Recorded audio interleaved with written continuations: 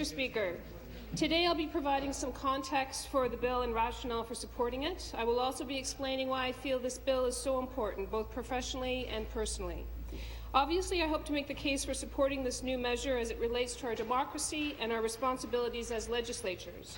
I'm pleased that it has generated such a passionate response, not only from those who study such issues, but citizens young and old who are listening and watching today. It has been an interesting journey for me after the by-election. The very thought of working here and of serving the public in this place carried with it such an enormous weight of responsibility.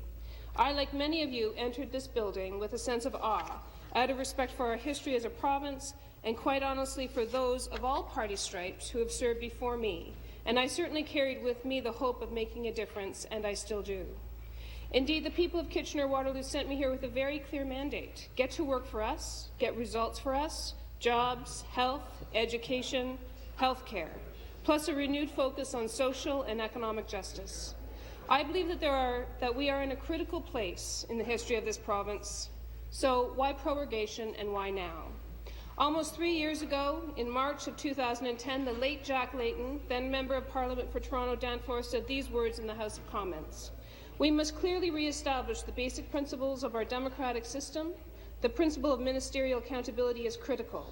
This means that the Prime Minister must be accountable to Parliament, and being accountable starts with ensuring that the Prime Minister cannot abuse his powers.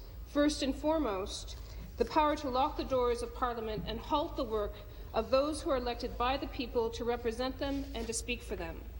Which brings us to October 15, 2012.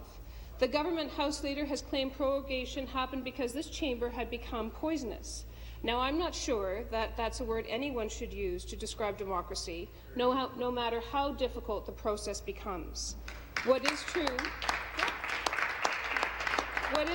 is that when the Premier closed the doors of Queen's Park, a lot of important work ended, including an investigation into the cancellation of the Mississauga and Oakville plants. The discussion over these matters was heated, to say the least, but there was good reason to question the gas plant issue and Orange and e-health. But was proroguing the answer?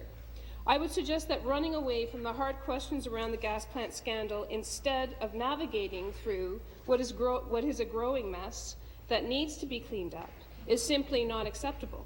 We need to remember we answer to the people of Ontario, and the Premier answers to this Parliament. When I was visiting a grade 5-6 class at Elizabeth Ziegler Public School in Waterloo, I explained the concept of prorogation, sticking only to the facts and leaving the politics out of the conversation. The students replied with some indignation. They said, "That's just wrong." And I tell you, I've heard that a lot in stakeholder meetings from business and healthcare leaders, from people in my community of all ages, nurses, business leaders, farmers, professional athletes, wind turbine and auto insurance executives. They don't get to prorogue when life becomes too difficult. Let's be clear. The citizens of this province don't care that the temperature was raised. They don't care that one party felt the other was being mean and the other contemptible. They want us to get to work. On October 15th, the people of this province were not put first. Sadly, one party's interests came first. Some of the more powerful stories of discontent about prorogation came from seniors. I believe that the senior citizens in communities across Ontario understand, perhaps more than most of us, how fragile a democracy can be, and they understand that we can never take it for granted. We should never allow ourselves to become complacent, especially as legislators. This was a lesson that I learned early in my life from my family and also from a close friend who was a World War II veteran. His name was Jack Hale. He served as a tanker, and he shared his wartime experience with me in my formative years. His stories informed my respect and my reverence for our democracy. I was fortunate to know him and to thank him, and if he were alive, he'd be sitting right here in the members' gallery cheering on this debate, because this debate is good for democracy. Prorogation, when it is used, as it was on October 15th, has a negative impact on the health, democracy and economy of this province. This is indisputable. Proroguing outside the traditional and historical use of prorogation is indefensible, and we should be mindful of this emerging trend. Traditionally, it's been an uncontroversial tool, but in December 2008, Prime Minister Stephen Harper set a different precedent when he asked Governor General Michael Jean to prorogue Parliament to avoid the defeat of his minority government.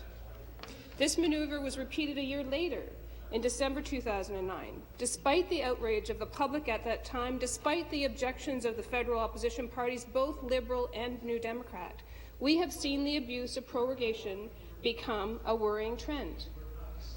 In BC, Premier Christy Clark simply cancelled the entire fall session of the legislature in September 2012.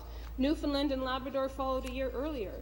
And then, of course, on October 15, 2012, here in Ontario, in this very building, then Premier McGuinty decided unilaterally to request prorogation while the Orange investigation was ongoing, just before the committee investigating the gas plants planned for Mississauga and Oakville were to meet.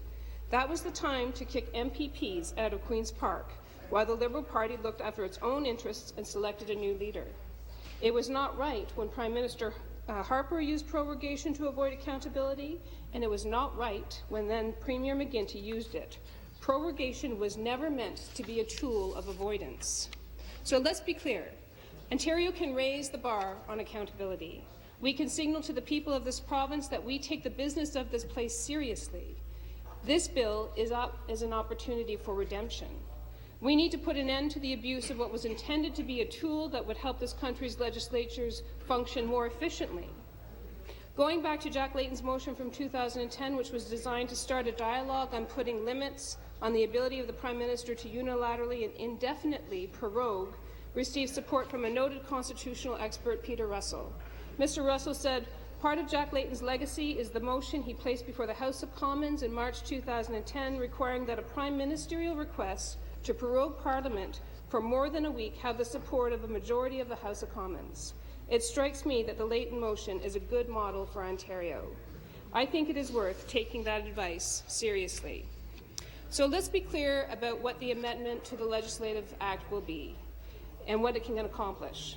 This bill will ensure that if the Premier wants to prorogue the legislature, she or he needs the support of a majority of MPPs by way of a resolution. This resolution would be date-specific, meaning the Premier could not shut the doors of the legislature unilaterally or indefinitely. Now, there will be some who say that this amendment further politicizes prorogation.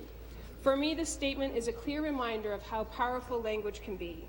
When we say that we hope to take the politics out of prorogation, what this bill will accomplish is to remove the politics of one person, the Premier, or one political party from the politics of the people.